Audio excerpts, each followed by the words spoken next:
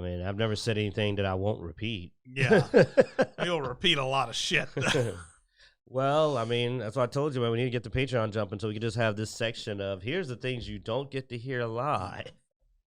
And 50% of it will be Q saying something so offensive that people will literally go, I don't know whether to be offended or amazed. Was that art?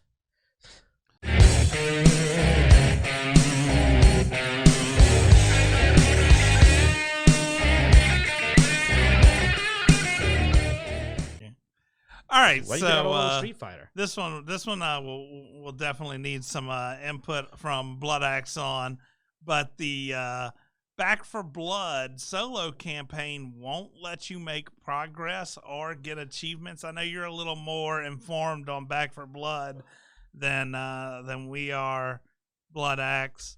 What exactly does that mean? Do you know? No, I haven't really looked into it, but just from what you're saying is that it's going to be one of those games where playing with your friends just playing with your friends, but doesn't give you the option to actually progress in achievements. Well, no, it's the opposite. So they're saying that solo won't allow you to progress. Only playing with your friends will allow you to progress. Oh, okay. Well, in that case, that's fine then. But yeah, because one of the drawbacks is a lot of times we'll play like we're playing Aliens Fireteam Elite, and there's a lot of the achievements that I will go in solo campaign and farm them to be able to complete them. But when you get to the higher difficulties, you definitely want a team of people with you. But they're not going to sit and watch you kill 2,000 synthetics. No, that's just not fun for a group of players. So that's actually going to be disappointing is if you are trying to get all the achievements and you can't do it solo, then that's going to be a drawback as far as additional gameplay. Because I will farm a game solo to be able to get those things, whether it's number of zombie kills or whatever it is. So that does kind of put a little bit of a damper on my excitement for the game, but I'm still going to play with my friends. Yeah. We've got us three to play, and I've got a couple people who've already told me they're wanting to join us. So we may have a problem of having too many people wanting to play Back for Blood with us. At least we should be able to hit 3 or 4 regularly from the sheer number of people that seem to be interested. Because, man, like getting a 4-man team together is not always easy. But looks like we won't have as much trouble if we can get. Well, Tito I mean, to play. you may get a lot more people wanting to play with you since they can't play the game to its fullest in solo. It actually annoys me because I like to play a lot of things solo, and yeah, we know. And it says earning progress towards accomplishments is disabled, stat tracking is disabled, earning supply points is disabled. That gets me because I think supply points is going to be their equivalent of experience. So you may not even be able to level your character. If you're playing solo, matchmaking and player invites are disabled. So you can't, even if you're playing solo, you can't pull anybody in to play with. You got to start over with a party. Because basically what it says is if you go into solo mode, it's looking like you're in cheat mode. Which I don't know why. It's usually hard as heck playing with the AI.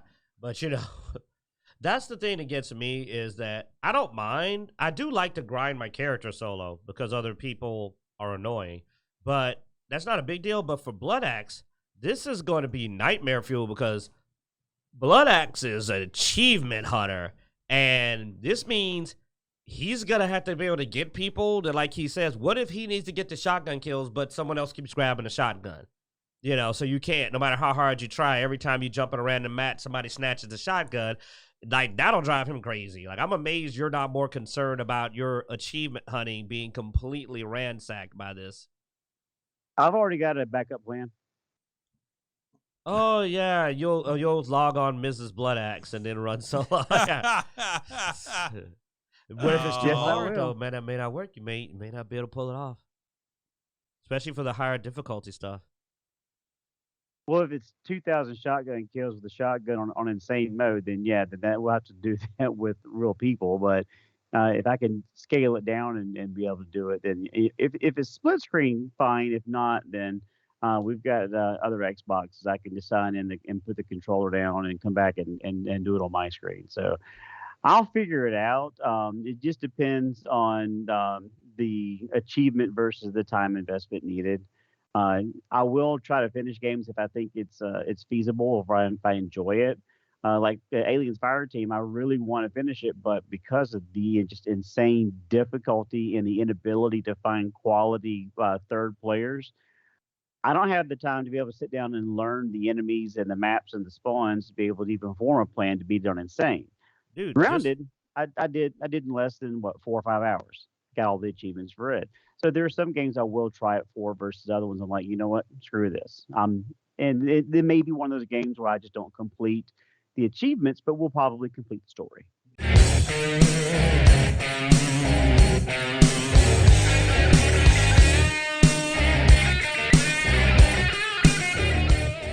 well, then I have to ask you then, what did they do to your tomatoes? They fucked my tomatoes up.